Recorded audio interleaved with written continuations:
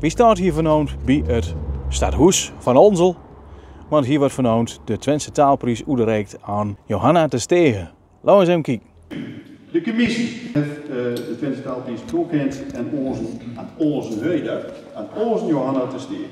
Nooit hij, zoals de commissie ook zo mooi zegt, een hoensbrief vergeten. En we hebben met 50.000 man naar Hanna van Hendrik geweest op het vliegveld in Twente. En daarna ook nog 50.000 naar de vergeten Twentse lente, de Butkes van Sint-Hildegard.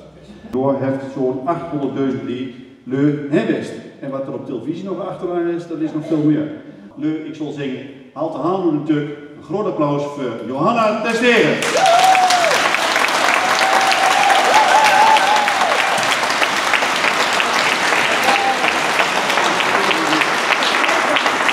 En er is maar één taal die ik spreken zonder ook maar enig accent en dat is het Twents. Maar dat is mijn eerste taal. En maak ik ook dat het een taal is dat me heel erg aan het harte gaat. En het is ook een taal die ik me goed invullen, ook me fijn invullen. Nou heb ik die prijs gekregen vanavond. Ik vind het natuurlijk hartstikke mooi, heel erg mooi, ik vind het ook een beetje overdreven.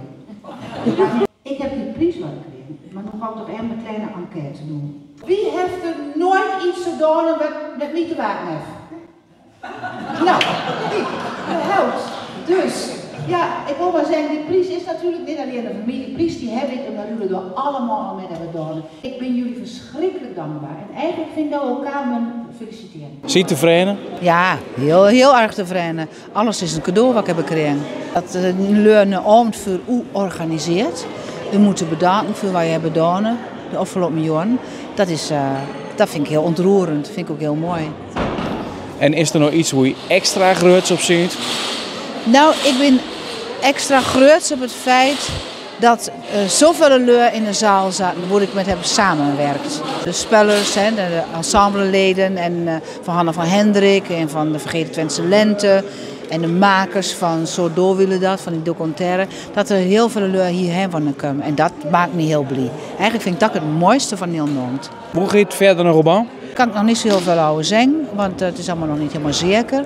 Maar het echt wel de bedoeling om in 2026 weer een nieuw theaterstuk te maken. Kun je een tipje van de sluier opleggen? Ja, of? het is niet op vliegveld Twente. Oké. Dat is hem. Nou, dat is een groot verschil. Ja. Hoe moet dan, hè? Dat zou je dan wel horen. Oké, nou, Cliffhanger. goed. Johanna, onmunnig gefeliciteerd met een prijs. Dankjewel. Ik hoop dat elkaar nog niet tegenkomt, dat zal vast wel. Want ik heb hoe ook nodig. Ja? Hoe vuur dan? Voor de vertaling natuurlijk. Oké, nou. Dan ben je goed. Hartstikke fijn. Dus Bedankt. ik hoop dat we elkaar weer zien. Ja.